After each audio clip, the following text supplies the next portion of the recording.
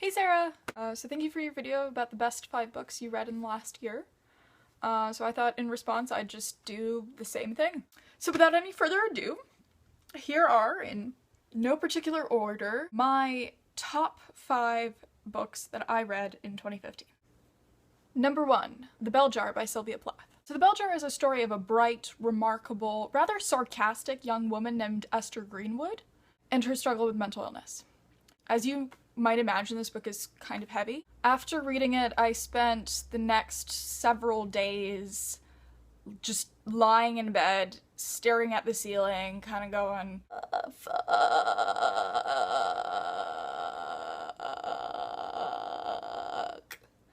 fuck my life. But, you know, that might have more to do with my life and my situation at the time than the text itself, although correlated.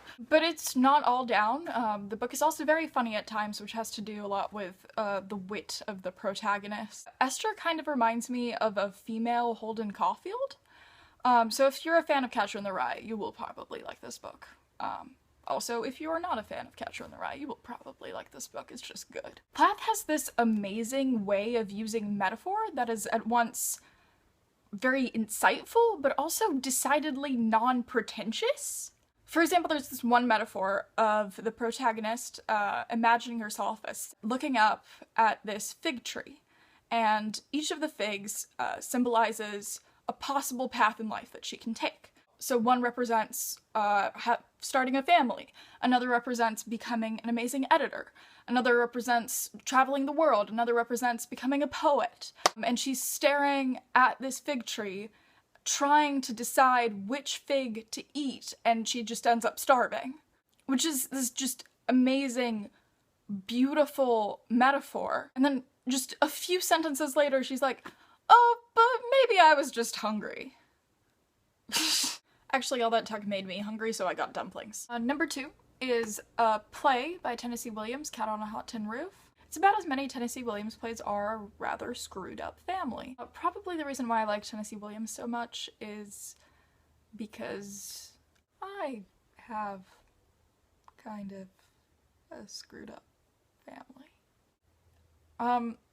Because this is my favorite due to a lot of reasons of relatability, it's kind of hard for me to articulate exactly what's so great about it.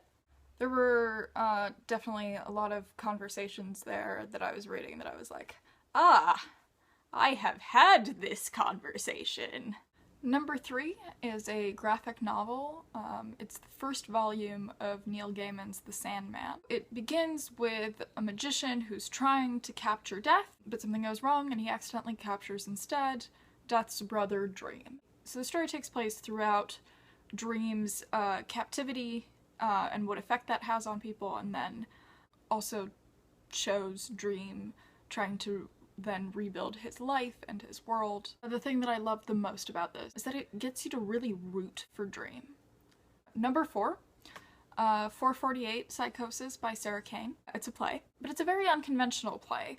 It doesn't have any explicit characters written, it doesn't have any stage directions explicitly written, so it's very unusual in that way. My understanding is there have been rather drastically different stagings of it. One's done with 1 actor, one done with 3 actors, one with like 12 plus actors.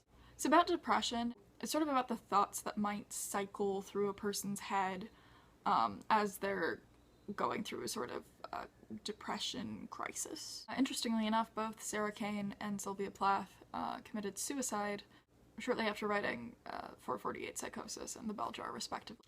So I don't know, maybe that says something about the kind of year I've had. Probably. Alright, now that we're all thoroughly depressed, let's move on to the much funnier number 5, Monstrous Regiment by Terry Pratchett. Terry Pratchett unfortunately passed away last year. It's part of the Discworld series, but you don't have to have read any of the other books in order to get this one. It's a comedic fantasy in which a young woman named Polly disguises herself as a man to join the army in order to find her missing brother, and basically shenanigans ensue. It's very funny. So there they are, some great books that you can check out if you have not read already. And Sarah, I will see you on Wednesday.